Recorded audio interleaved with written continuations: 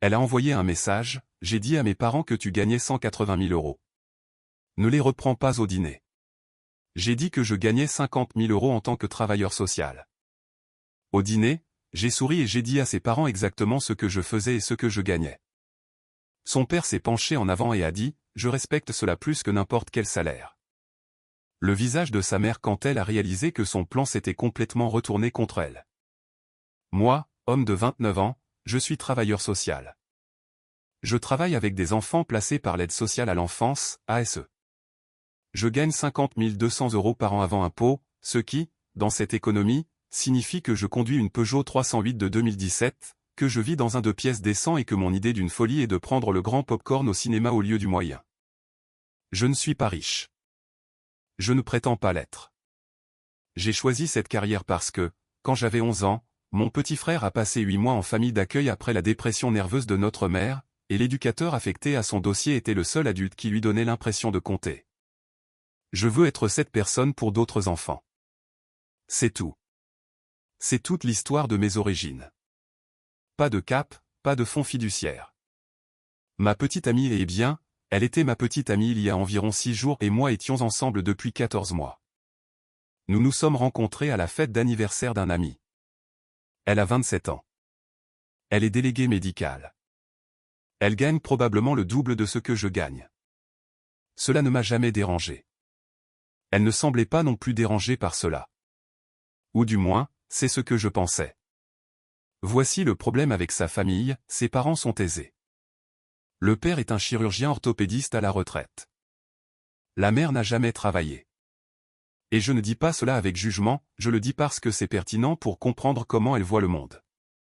Ils vivent dans un de ces quartiers où chaque maison a un garage pour 3 voitures et où l'aménagement paysager coûte plus cher annuellement que mon loyer. Sa sœur aînée a épousé un type de la finance. Son jeune frère est en fac de droit. Je suis la seule personne lors de leur réunion de famille qui ait jamais utilisé l'expression « taux de remboursement de la Sécu » dans une conversation décontractée. J'avais rencontré ses parents 2 fois auparavant.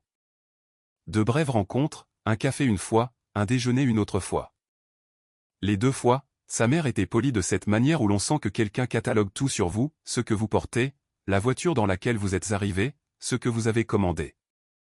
Son père était en fait cool calme, il m'a demandé ce que je faisais. Il semblait sincèrement intéressé quand je parlais de ma charge de dossier. Je l'aimais bien. Donc, il y a environ 3 semaines, ma petite amie me dit que ses parents veulent organiser un vrai dîner chez eux samedi soir. Elle l'a dit comme si c'était un entretien d'embauche, ce qui, je suppose, l'était un peu dans sa famille. J'ai dit, bien sûr, pas de problème. Je peux faire un dîner. Ensuite, jeudi après-midi, 2 jours avant le dîner, je reçois un texto d'elle qui m'a obligé à le relire 3 fois pour m'assurer que je n'hallucinais pas, et... Donc ma mère m'a posé des questions sur toi et j'ai peut-être dit que tu travaillais dans la direction administrative de la santé et que tu gagnais environ 180 000 euros. Ne les reprends pas au dîner. D'accord ? Je t'expliquerai plus tard. Je t'aime. J'ai fixé ce texto pendant 5 bonnes minutes. Elle n'a pas appelé. Elle n'a pas abordé le sujet au téléphone ce soir-là quand nous avons parlé. Elle a juste lâché cette bombe par e-message et est passée à autre chose comme si elle m'avait dit d'acheter du lait. J'ai répondu par texto, nous devons parler de ça.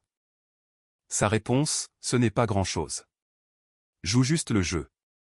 Ma mère était bizarre à propos de certaines choses et je lui ai juste dit ce qu'elle voulait entendre. Ça va aller. Ça ne va pas aller. Tu as dit à tes parents que je gagne presque 4 fois ce que je gagne réellement. Tu leur as dit que je travaille dans un domaine complètement différent. Tu as inventé une carrière et un salaire pour moi comme si j'étais un personnage dans un film que tu présentes à des investisseurs. Je n'ai pas très bien dormi jeudi soir. Vendredi, j'étais distrait au travail, ce qui n'est pas idéal quand votre travail implique de prendre des décisions concernant la sécurité des enfants. Je l'ai appelé vendredi soir et j'ai essayé d'avoir une vraie conversation à ce sujet. Pourquoi leur as-tu dit ça ? Parce que ma mère te comparait au mari de ma sœur et je ne voulais pas avoir à gérer ça. Donc tu as menti. J'ai exagéré. Il y a une différence. De 50 000 euros à 180 000 euros, ce n'est pas une exagération. C'est de la fiction. Peux-tu juste faire cette seule chose pour moi ? Un seul dîner. Contente-toi de sourire et d'acquiescer et je corrigerai plus tard. Tu ne corrigeras pas plus tard. Je le ferai. Elle ne le ferait pas. Nous savions tous les deux qu'elle ne le ferait pas. Ce n'était pas un mensonge d'un soir. C'était la fondation de chaque interaction à l'avenir. Chaque fête, chaque événement familial, chaque question décontractée, alors, comment va le travail? Je devrais maintenir un mensonge auquel je n'ai pas consenti à propos d'une carrière que je n'ai pas pour un salaire que je ne gagne pas. Samedi est arrivé. J'ai mis une belle chemise, mon bon jean. J'ai conduit jusqu'à la maison de ses parents. Ma petite amie m'a rejoint dans l'allée. Elle était superbe. Elle avait aussi l'air nerveuse. Souviens-toi juste, a-t-elle dit. Je sais ce que tu leur as dit, ai-je dit. D'accord. Donc je ne mens pas à tes parents. Son visage a fait cette chose, quelque part entre la panique et la fureur, mais nous étions déjà à la porte d'entrée, et sa mère l'ouvrait avec un grand sourire et un verre de vin à la main, donc elle ne pouvait pas exactement faire une crise sur le perron.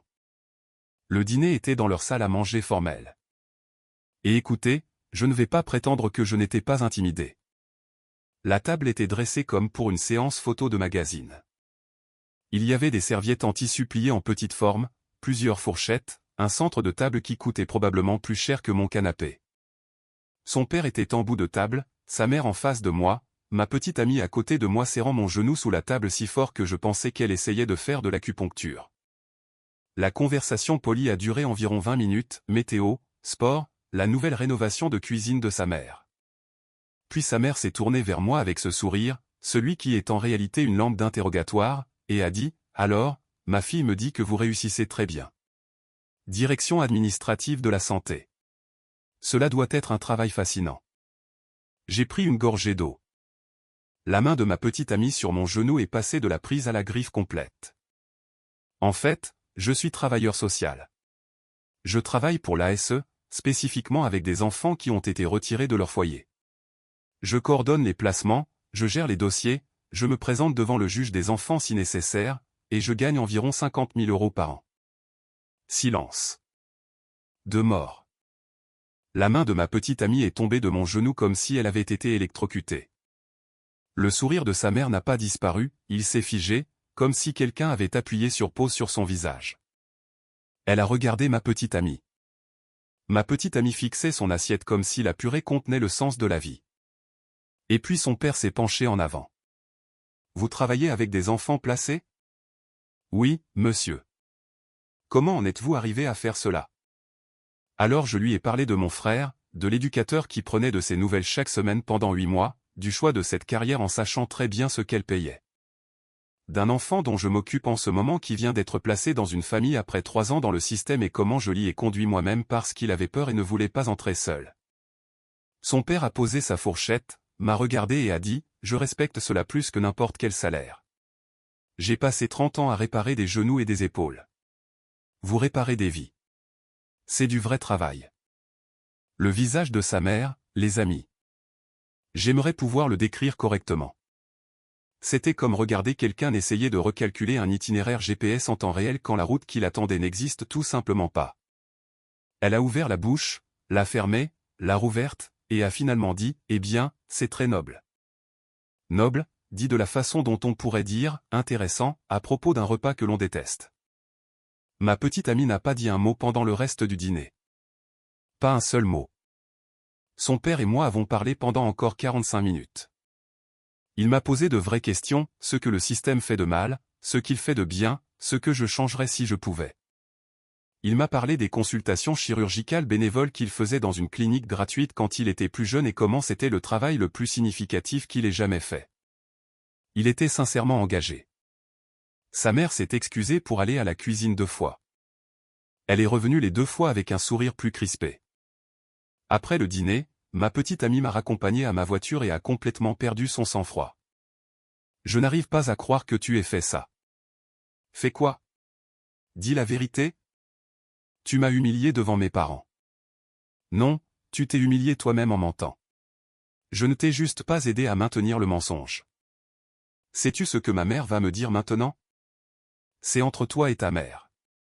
Tu aurais dû y penser avant de leur dire que je gagne 180 000 €. Tu aurais pu juste jouer le jeu pour une soirée. Et ensuite quoi? Mentir pour toujours? Me présenter à Noël en prétendant être un cadre hospitalier? Acheter une voiture que je ne peux pas me permettre pour que l'aller ait l'air correct? Elle n'avait pas de réponse à cela. Elle m'a juste regardé comme si j'étais le problème.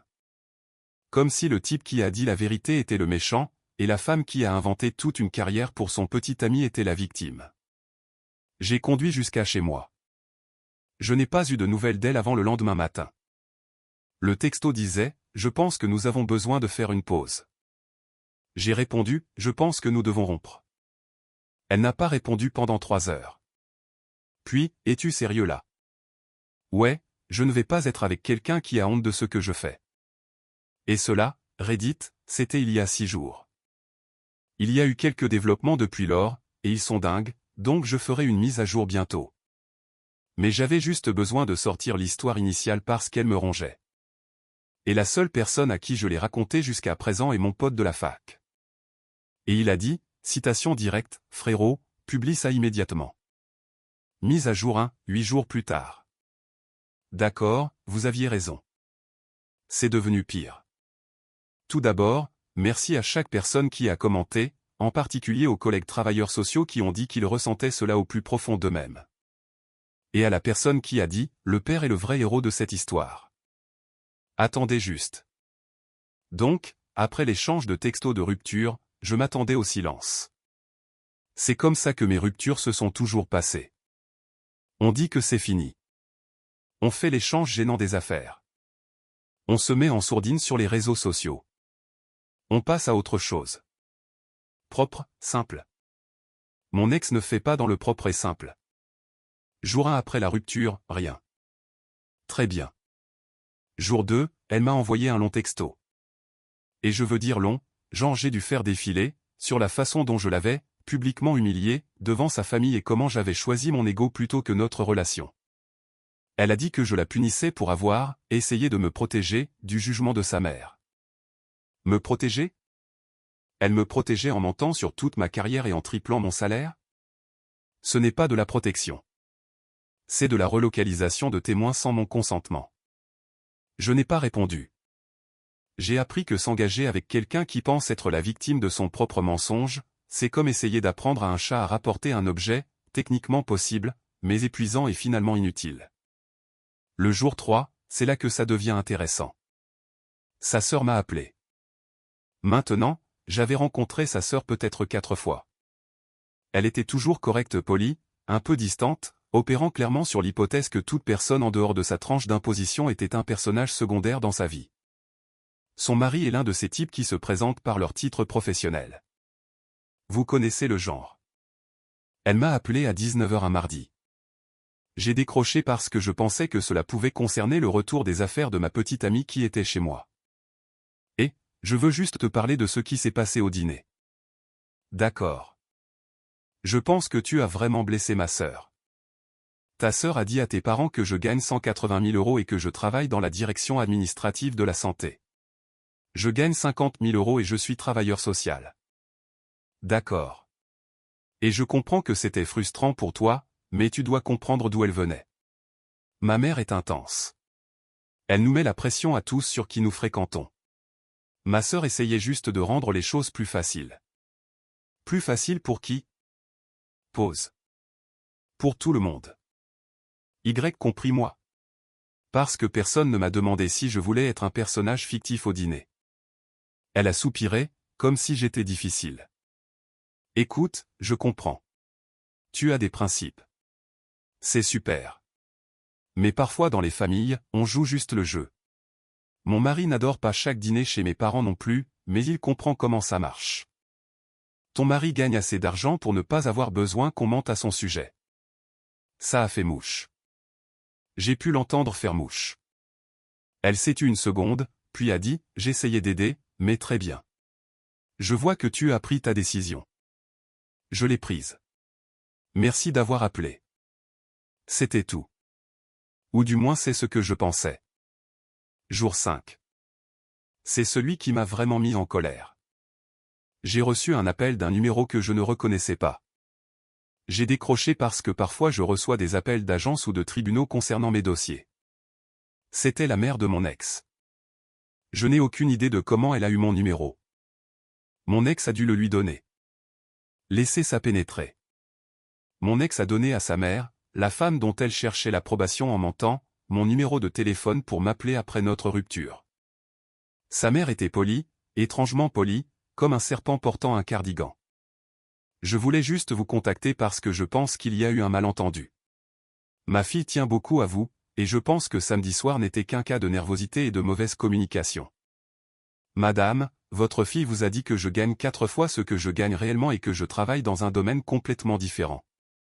Eh bien, elle a dit qu'elle avait peut-être un peu embelli les choses. Un peu, c'est dire que je gagne 60 000 € au lieu de 50 000 €. Elle vous a dit 180 000 €. Et je pense que ce qui compte, c'est que vous avez clairement une bonne éthique de travail et un bon cœur. Et ces choses sont plus importantes qu'un chiffre. Elle faisait le truc. Le truc où vous prétendez que le mensonge n'a pas d'importance pour que la conversation puisse le dépasser et revenir au résultat que vous vouliez. Je l'ai reconnu parce que je vois des parents faire ça au tribunal tout le temps. Minimiser le problème. Rediriger vers l'émotion. Maintenir le contrôle. J'apprécie votre appel, mais votre fille et moi avons rompu. Je lui souhaite bonne chance. Je pense juste que si vous pouviez vous asseoir tous les deux et parler. Nous avons parlé, et ensuite elle m'a dit que je l'avais humiliée en étant honnête.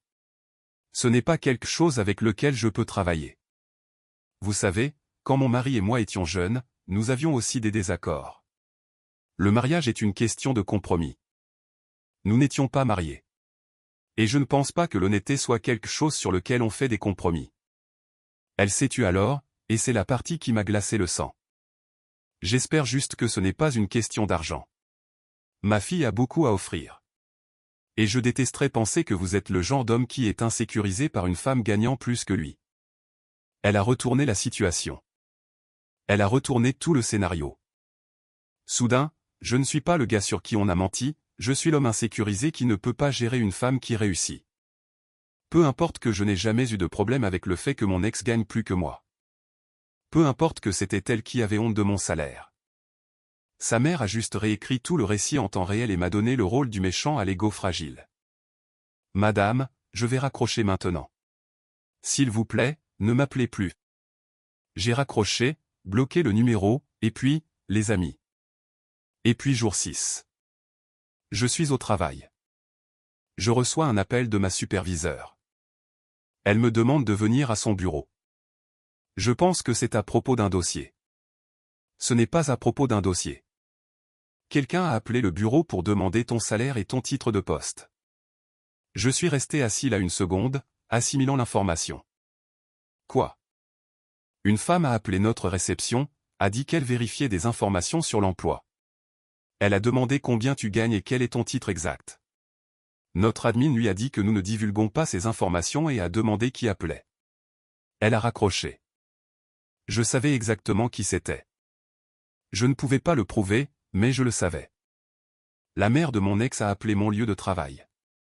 Elle a appelé mon travail pour vérifier si je disais la vérité au dîner parce que même après tout, elle pensait toujours qu'il y avait une chance que je sois le menteur. Ou, et c'est la théorie de mon pote, elle essayait de monter une sorte de dossier prouvant que j'avais mal représenté mes revenus. Dans quel but, je ne sais pas, mais le sentiment de droit qu'il faut pour appeler l'employeur de quelqu'un pour vérifier son salaire parce que le mensonge de votre fille a été exposé au dîner. C'est un genre spécial de déséquilibre mental.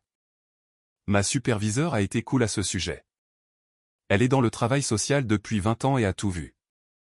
Elle a juste dit, est-ce que j'ai besoin de savoir quelque chose sur ce qui se passe dans ta vie personnelle? Je lui ai donné la version courte. Elle a dit, s'il rappelle, nous le documenterons. Ce soir-là, j'ai appelé mon ex. La première fois que j'initiais le contact depuis la rupture. Elle a décroché à la deuxième sonnerie, semblant pleine d'espoir. Et est-ce que ta mère a appelé mon lieu de travail pour vérifier mon salaire? Silence de mort. Puis, quoi? Non. Pourquoi ferait-elle ça? Quelqu'un a appelé mon bureau aujourd'hui pour demander ce que je gagne et quel est mon titre de poste. Ta mère m'a appelé il y a 2 jours en se demandant si j'étais insécurisé par l'argent. Je fais le rapprochement. C'est dingue. Ma mère ne ferait pas ça. Ta mère m'a appelé sur un numéro qu'elle n'aurait pas dû avoir. Ta mère a essayé de me convaincre que le mensonge n'avait pas d'importance. Ta mère m'a accusé d'être insécurisé. Et maintenant quelqu'un appelle mon employeur. Donc soit c'est ta mère, soit tu as deux problèmes au lieu d'un. Elle a commencé à faire le truc. La spirale défensive où chaque phrase commence par « tu es ». Tu es paranoïaque. Tu es injuste. Tu es dramatique. J'en ai fini. Si quelqu'un contacte encore mon lieu de travail, j'implique un avocat. Fais passer le message comme tu le dois. J'ai raccroché, et je pensais chaque mot. Mais voici la partie qui m'a vraiment affecté. Ce soir-là, assis dans mon appartement, j'ai pensé à quelque chose. 14 mois. J'ai été avec cette femme pendant 14 mois. J'ai rencontré sa famille. Je me suis assis à leur table. Je construisais quelque chose, ou je pensais le faire. Et tout ce temps, elle construisait cette autre version de moi à montrer à ses parents, un moi plus riche, un moi plus impressionnant, le moi qu'elle souhaitait que je sois. Et c'est la partie qui a vraiment fait mal. Pas le mensonge. Le fait que qui je suis réellement n'était pas assez bien. J'ai eu une séance avec l'un de mes enfants placé le lendemain, un jeune de 14 ans qui a été ballotté depuis qu'il a 6 ans. Il m'a demandé pourquoi j'avais l'air fatigué. J'ai dit que j'avais eu une semaine difficile. Il a dit, ouais, moi aussi. Tu veux en parler? Et ce gamin qui a traversé plus que la plupart des adultes, essayait de prendre de mes nouvelles. Je lui ai dit que j'allais bien, mais je suis allé à ma voiture après et je me suis assis là une minute parce qu'un jeune de 14 ans dans le système m'a montré plus d'empathie en 10 secondes que mon ex ne m'en a montré en 14 mois. Plus à venir. Le père s'est impliqué. Et cette partie est quelque chose d'autre. Mise à jour 2, 12 jours plus tard. Mise à jour finale. Et honnêtement, celle-ci est pour son père, parce que cet homme a fait quelque chose que je n'avais pas vu venir. Donc, après l'incident de l'appel au travail, j'ai coupé tout contact. J'ai bloqué mon ex surtout. J'ai bloqué sa sœur. J'avais déjà bloqué sa mère. J'ai changé de numéro parce que j'ai réalisé que la mère n'avait clairement aucune limite, et je ne voulais pas jouer au jeu de la taupe avec des numéros inconnus pour toujours. Mon pote m'a aidé à emballer tout ce que mon ex avait laissé dans mon appartement. Il n'y avait pas grand-chose, un lisseur à cheveux, quelques vêtements, un livre qu'elle n'a jamais fini, une paire de chaussures de course. J'ai laissé le carton à la réception de son immeuble avec son nom dessus. Propre. Pas de notes. Fini. Je pensais que c'était la fin. Nouveau numéro, tout le monde bloqué, affaire rendue. Histoire terminée. Puis, 11 jours après le dîner, une semaine et demie complète après la rupture, j'ai reçu un email sur mon adresse professionnelle de la part de son père. J'ai failli le supprimer. Je me suis dit que c'était un autre angle, une autre manœuvre, un autre membre de cette famille essayant de me convaincre qu'être l'objet d'un mensonge était en fait un compliment si je le regardais sous le bon angle. Mais quelque chose m'a fait l'ouvrir. Peut-être parce que l'objet était simplement « des excuses que vous méritez ». C'était long, mais les parties importantes disaient ceci, il a dit qu'il avait tout découvert. Pas seulement le mensonge sur le salaire, tout. Le texto que sa fille m'a envoyé avant le dîner, la sœur qui m'appelait, sa femme qui m'appelait, sa femme qui appelait mon lieu de travail. Il a dit que sa fille était venue chez eux en pleurant, et que sa femme racontait une version des événements qui ne lui semblait pas correcte. Alors il a fait asseoir sa fille seule et lui a demandé de lui dire la vérité, toute la vérité. Pas de baratin. Et elle l'a fait. Apparemment, elle s'est effondrée et lui a tout raconté, le mensonge des 180 000 euros, le texto me disant de jouer le jeu, le fait que j'ai dit la vérité au dîner, et qu'elle a rompu avec moi parce que je l'avais embarrassée. Il a dit, et je paraphrase parce que je ne veux pas mettre ces mots exacts ici, qu'il avait honte du comportement de sa femme et qu'appeler mon lieu de travail était une ligne qu'il ne savait pas que sa famille était capable de franchir. Il a dit qu'il avait parlé à sa femme et lui avait dit que ce qu'elle avait fait était du harcèlement et que si cela continuait, il serait celui qui appellerait un avocat en mon nom. Ensuite, il a écrit quelque chose que j'ai probablement lu 30 fois maintenant. Il a dit que lorsque j'ai dit la vérité au dîner, c'était la première fois depuis des années que quelqu'un était honnête à cette table. Il a dit que sa famille avait passé tellement de temps à jouer la comédie les uns pour les autres, les bonnes carrières, les bons salaires, les bons quartiers qu'ils avaient oublié à quoi cela ressemblait quand quelqu'un disait simplement qu'il était sans s'excuser. Il a dit qu'il avait passé 30 ans en médecine, et que les gens qu'il respectait le plus n'étaient pas ceux avec les plus gros cabinets, c'étaient ceux qui se présentaient pour les patients que personne d'autre ne voulait voir. Il a dit que les travailleurs sociaux étaient ces gens-là. Et il a dit qu'il était désolé. Pas « désolé que ce soit arrivé ». Pas « désolé que vous ayez ressenti cela ». Désolé. Point final. Le vrai désolé. Je me suis assis à mon bureau et j'ai lu cet email 3 fois. Et je ne vais pas mentir, mes yeux n'étaient pas secs à la 3e lecture.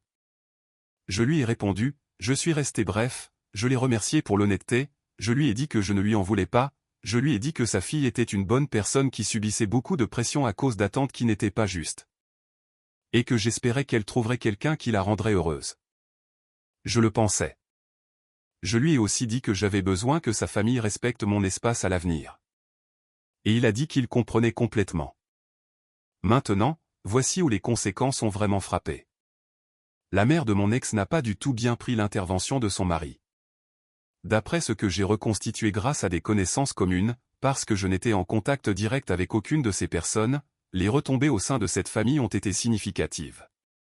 Son père a apparemment dit à sa femme qu'elle avait transformé leur famille en agence de casting pour gendre et qu'il en avait assez de regarder ses filles choisir des hommes comme si elles pourvoyaient un poste. Il a dit que le dîner était la première fois qu'il appréciait une conversation dans sa propre maison depuis des années, grâce à moi, et que la réaction de sa femme avait été d'essayer de la détruire. La réponse de sa mère, d'après ce que j'ai entendu, elle lui a dit qu'il était dramatique et que chaque mère veut le meilleur pour ses filles. Il lui a dit que, le meilleur, devrait inclure un homme qui dit la vérité à une table pleine de gens qui ne le font pas. Leur mariage n'a pas implosé ou quoi que ce soit. Je ne vais pas prétendre que cela s'est terminé par un divorce dramatique, mais d'après ce que j'ai compris, quelque chose a changé. Son père a commencé à repousser des choses qu'il avait apparemment laissées passer pendant des années. La dynamique a changé, et la mère de mon ex a perdu la seule chose qu'elle avait toujours eue dans ce foyer, le dernier mot. Quant à mon ex, elle a envoyé un texto à mon ancien numéro environ une semaine après l'email, avant que je ne le change. Mon pote, à qui j'avais raconté toute l'histoire, était avec moi quand le texto est arrivé avant que je ne change. Elle ne s'excusait pas. Elle demandait si j'avais répondu à l'email de son père et si j'allais aggraver les choses. Aggraver les choses. Son père s'est excusé auprès de moi, et elle s'inquiétait que j'aille aggraver les choses. Elle me voyait toujours, même après tout, comme le problème.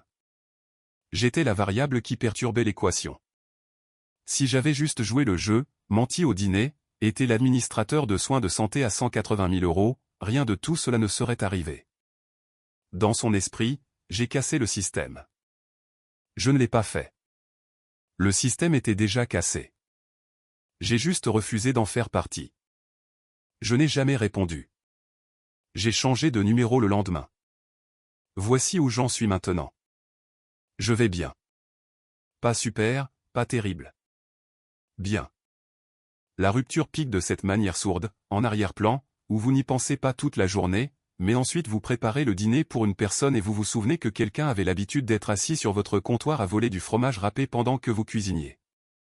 Ces moments frappent. Ils s'arrêteront éventuellement. Le travail est le travail. Ma charge de dossier est lourde. Elle est toujours lourde. Mais la semaine dernière, le jeune de 14 ans que j'ai mentionné dans ma dernière mise à jour a été placé dans une famille qui le veut vraiment. Pas une chose temporaire. Ils veulent adopter. Je l'ai conduit là-bas moi-même. Il a été silencieux tout le trajet, ce qui est inhabituel pour lui parce que ce gamin parle normalement plus qu'un podcast. Quand nous sommes arrivés, il a regardé la maison et a dit « Celle-là a un Porsche ».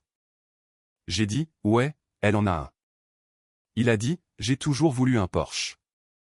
Il a monté les marches, et la mère d'accueil se tenait dans l'embrasure de la porte, et elle a dit « Bienvenue à la maison ». Et il s'est retourné et m'a regardé, et je lui ai fait un pouce levé, et il est entré. C'est pour ça que je fais ça. C'est ça les 50 200 €. C'est tout ça. Mon ex voulait que j'en ai honte. Sa mère voulait le vérifier comme s'il s'agissait d'une réclamation pour fraude. Sa sœur voulait que je joue le jeu et prétende que cela n'avait pas d'importance.